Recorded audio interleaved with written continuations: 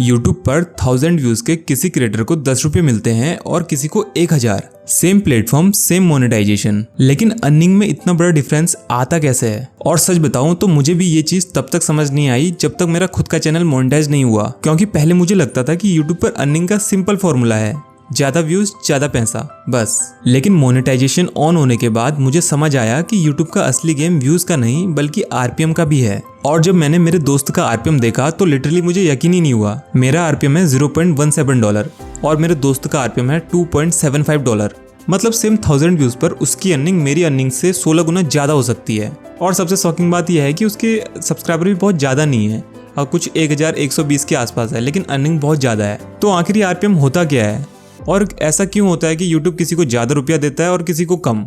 आज पूरा फंडा सिंपल तरीके से समझेंगे। सबसे पहले RPM का मतलब समझते हैं। RPM का फुल फॉर्म है रेवेन्यू पर माइल। अगर सिंपल लैंग्वेज में बोले तो 1000 व्यूज पर YouTube क्रिएटर को कितना पैसा देता है। अगर किसी क्रिएटर का RPM $0.20 है और किसी का $2, तो ऑब्वियसली इन दोनों की अर्निंग में बहुत बड़ा डिफरेंस आने वाला है। अगर व्यूज सेम भी हो तो भी डिफरेंस आएगा, और यही चीज मुझे पहले समझ नहीं आती थी।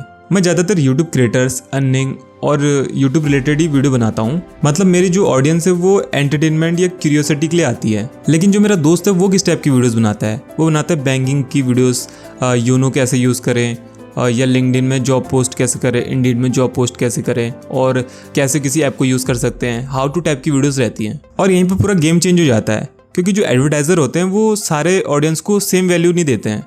मेरी वीडियो देखने वाली ऑडियंस या तो इन्फॉर्मेशन के लिए आती है या फिर एंटरटेनमेंट कंज्यूम करती है। लेकिन उसकी ऑडियंस क्या करने आई है? उसकी ऑडियंस कुछ यूज़ करने आई है, अकाउंट बनाना, सर्विस यूज़ करना, जॉब सर्च करना।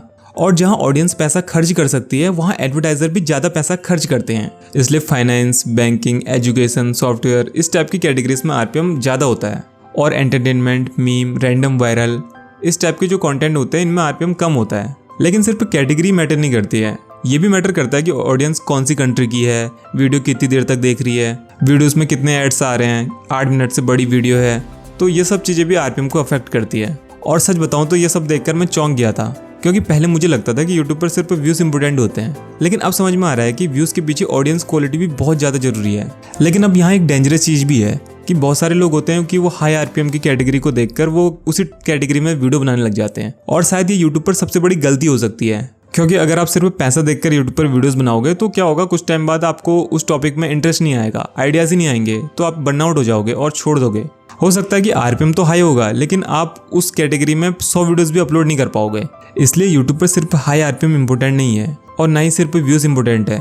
सबसे इंपॉर्टेंट है कंसिस्टेंसी। आप किस टॉपिक पर लॉन्ग टर्म तक वीडियोस बना सकते हो जिसमें आपको इंटरेस्ट हो, तो वही चीज एंड तक मैटर करती है। लेकिन हाँ, अब कम से कम मुझे ये चीज़ तो समझ में आ गई है कि YouTube पर जो अर्निंग का पूरा गेम है वो सिर्फ व्यूज़ का नहीं है, वो ऑडियंस का भी है। उम्मीद है आपको भी समझ आया होगा, और अगर आपकी इस वीडियो से कुछ भी हेल्प हुई हो तो वीडियो को लाइक ज़रूर कर देना। बाकी मिलते हैं नई वीडियो में। धन्यवाद।